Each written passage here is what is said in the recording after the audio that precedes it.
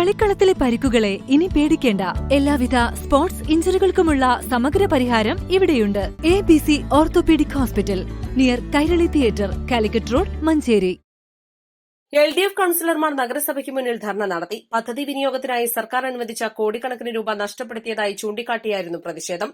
അടിസ്ഥാന സൌകര്യ വികസനത്തിന് സർക്കാർ അനുവദിച്ച 9.67 കോടി നഷ്ടപ്പെടുത്തിയ ഭരണസമിതി രാജിവെക്കണമെന്നും പ്രതിപക്ഷാംഗങ്ങൾ ആവശ്യപ്പെട്ടു.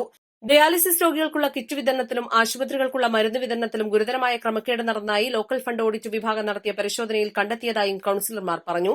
CPM area secretary advocate K. Firoz Babu ഉദ്ഘാടനം ചെയ്തു. കേരളത്തിലെ എല്ലാ തദ്ദേശ ഭരണ സ്ഥാപനങ്ങളും അത് ചർച്ച ചെയ്യപ്പെട്ടു.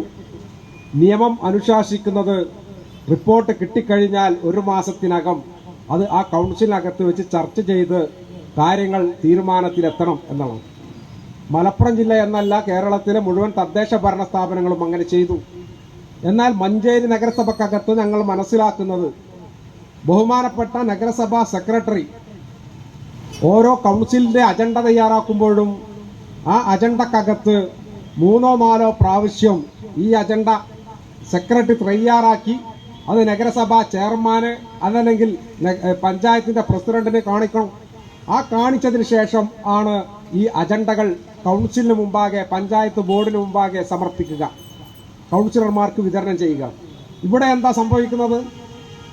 Municipal secretary local fund audit ചർച്ച ചെയ്യണം എന്ന് പറഞ്ഞുകൊണ്ട് കുറിപ്പെഴുതി കൊടുത്താൽ അത് അപ്പോൾ വെട്ടും.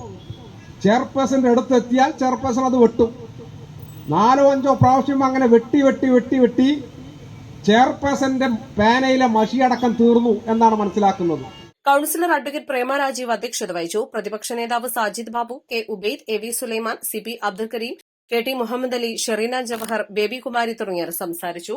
East live, Manjeri.